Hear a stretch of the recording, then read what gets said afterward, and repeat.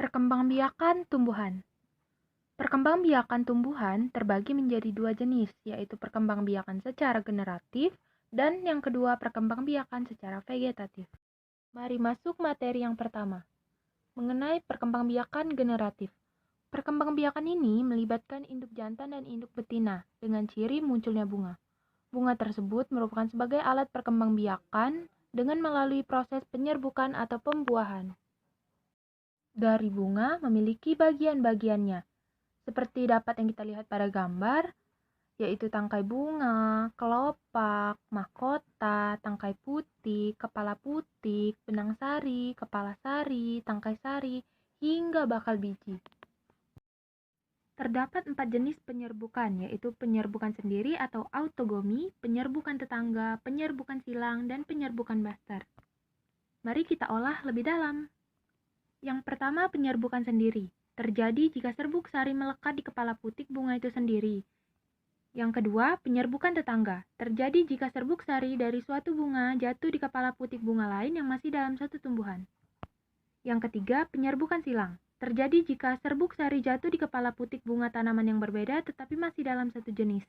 Dan yang terakhir, penyerbukan bastar. Terjadi jika serbuk sari jatuh di kepala putik di bunga dari tumbuhan yang berbeda varietasnya. Setelah terjadinya proses penyerbukan, akan tumbuh bulu serbuk sari pada serbuk sari yang menuju ke ruang bakal biji. Di dalam ruang bakal biji inilah terjadi pembuahan. Pembuahan itu sendiri adalah proses peleburan sel kelamin jantan dan sel kelamin betina. Hasil dari pembuahan adalah zigot yang akan berkembang menjadi lembaga. Lembaga merupakan calon tumbuhan baru yang kemudian menjadi bakal biji. Dari bakal biji, serbuk sari masuk ke ruang bakal buah. Biji yang masih ada di dalam buah kemudian akan tersebar ke lingkungan.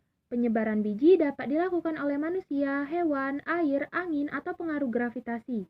Biji yang ditanam di tanah atau media tanam kemudian akan berkecambah dan tumbuh menjadi individu baru. Contoh tumbuhan yang berkembang biak secara generatif itu sendiri yaitu padi, mangga, dan jambu. Beralih ke materi yang kedua, yaitu perkembangbiakan vegetatif. Perkembangbiakan vegetatif adalah perkembangbiakan tumbuhan yang melibatkan satu induk saja. Perkembangbiakan tersebut terjadi tanpa peristiwa peleburan sel kelamin jantan dan sel kelamin betina. Tujuan dari perkembangbiakan vegetatif adalah untuk menghasilkan individu baru yang memiliki sifat seperti induknya. Vegetatif sendiri terbagi menjadi dua, yaitu vegetatif alami dan vegetatif buatan. Vegetatif alami. Berikut adalah jenis-jenis vegetatif alami, terdiri dari 7 jenis, yaitu yang pertama, geragi atau stolon, dengan contoh tumbuhannya yaitu stroberi dan rumput teki. Yang kedua, tunas, contohnya pisang dan bambu.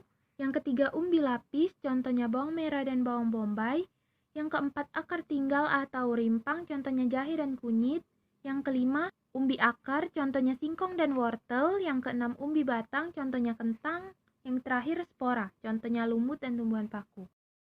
Baik, penjelasan di slide terakhir tentang vegetatif buatan.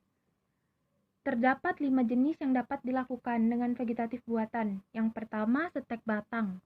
Kita dapat membagi bagian dari tumbuhan tersebut dan membuatnya menjadi bagian yang baru. Contohnya singkong dan mawar. Yang kedua, cangkok. Kita dapat mengupaskan kulit dari batangnya, lalu membungkusnya dengan kain yang dalamnya berisi tanah. Contohnya tanaman mangga. Yang ketiga, okulasi. Kita dapat membelah kulit, memasukkan cabang lain, dan mengikatnya ke dalam pohon tersebut. Contohnya tumbuhan coklat dan belimbing. Yang keempat, merunduk, yaitu membagi akar dari tanaman dengan menyempit bagian di antara keduanya. Dan yang terakhir, mengenten atau menyambung. Kita dapat menyelipkan potongan di tengah-tengah bagian batang. Lalu tumbuhan itu akan menyambung dengan tumbuhan yang itulah tadi materi-materi yang telah saya sampaikan. Terima kasih yang telah menyimak hingga akhir. Sampai jumpa di lain kesempatan lagi. Salam pendidikan.